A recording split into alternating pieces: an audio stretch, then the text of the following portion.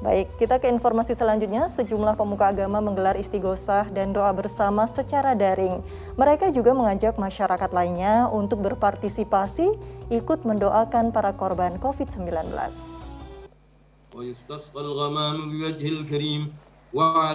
Melonjaknya kasus COVID-19 yang kian tinggi, Direktorat Jenderal Pendidikan Islam Kementerian Agama pada Kamis malam menggelar istighosah secara daring melalui aplikasi Zoom Meeting dan live streaming di YouTube.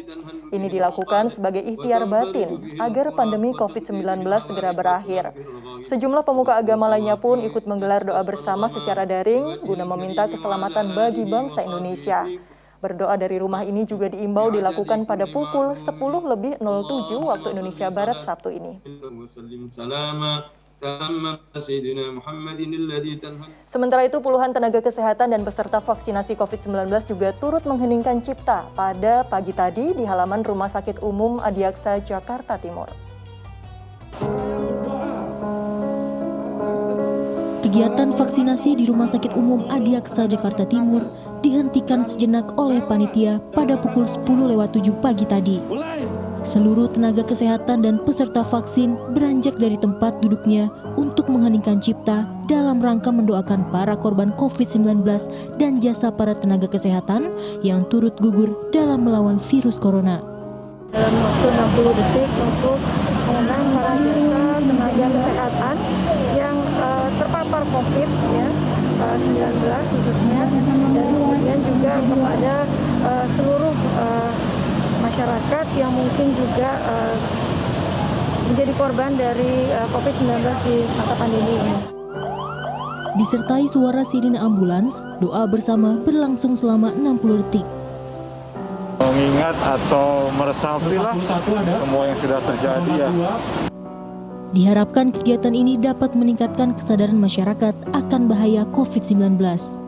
Muhammad Subadri Arifki melaporkan dari Jakarta. Ya, sekali lagi kita berdoa untuk keselamatan bangsa Indonesia agar wabah virus corona cepat berakhir ya Ustadz. Kita semua diberi kesehatan, amin amin ya robbal alamin. Nah Ustadz Erik, apa keutamaan dari saling mendoakan antar sesama? Doa itu penting sekali ya. Doa itu disebut muh atau intinya ibadah. Ada yang bilang silah juga senjatanya ya dari orang-orang mukmin itu doa gitu. Nah bahkan Rasulullah SAW menyebutkan doa'u silahul mukminin. Jadi yang namanya doa itu senjatanya orang mukmin. Nah kemudian kalau kita lihat doa itu kan membuat kita menjadi optimis. Ya. Orang yang takut jadi berani dengan doa. Orang yang kemudian ragu jadi yakin dengan doa. Nah itulah gunanya doa. Makanya doa itu menjadi penting apalagi ketika doa ini disatukan. Ya. Jadi kalau ketika kita menyatukan doa, ini insya Allah kita nggak tahu dari doa yang mana Allah ijabah, tapi satu saja doa itu diangkat oleh Allah, diijabah oleh Allah, semua doa-doa itu akan diijabah. Nah, makanya waqala rabbukum ud'uni astajib lakum, kata Allah, ya kalau misalnya berdoalah kepada aku akan kemudian ijabah doa-doanya gitu. Ud'uni astajib lakum, kata Allah. Dengan begitu nggak ada lagi lah sebetulnya yang kalau kita pahami la haula wala quwwata illa billah. Kita ini manusia tidak berdaya upaya sebetulnya.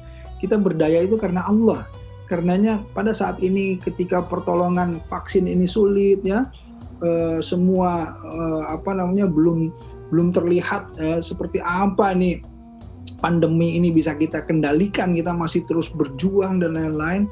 Tidak ada lagi pertolongan kecuali kita as-somad, betul-betul kita bergantung kepada yang bisa kita gantungkan hanya Allah. Hasbunallah wa ni'mal wakil, ni'mal maula wa ni'man nasir.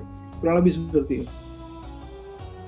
Saling mendoakan antar sesama agar kita selalu optimis, orang-orang yang sakit selalu optimis dan punya harapan begitu ya Ustadz. Nah apa sih doa yang paling dianjurkan apabila suatu kaum sedang terkena wabah penyakit seperti COVID-19 ini Ustadz? Ya jadi banyak ya doa-doanya ya, hampir semua doa lah ya ketika dipanjatkan itu pasti doa yang bagus ya.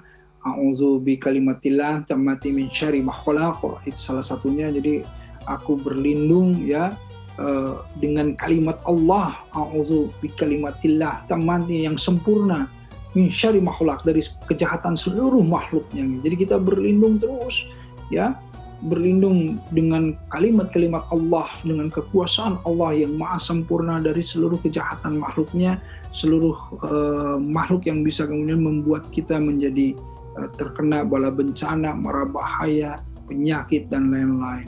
Dan inilah sebetulnya salah satunya yang membuat insya Allah doa-doa ketika disatukan, doa-doa terus dipanjatkan. Ya, ada sholawat bil qulub juga, ada ayat kursi juga gitu ya, ada doa-doa khusus tentunya ya yang panjatkan juga dalam berbahasa Indonesia. Jika seandainya tidak memahami bahasa Arab tidak bermasalah insya Allah, tetapi jangan putus berdoa, jangan putus harap intinya kepada Allah. Subhanallah, jangan pernah letih berdoa karena Allah Subhanahu wa taala tidak akan memberikan cobaan yang berat begitu ya jika ia tidak mampu melawannya. Baiklah, alhamdulillah, terima kasih Ustadz Erik atas waktu dan tausiah yang diberikan untuk seluruh pemirsa Acoa TV. Sehat selalu Ustadz Erik Yusuf. Assalamualaikum. Amin. Waalaikumsalam warahmatullahi wabarakatuh.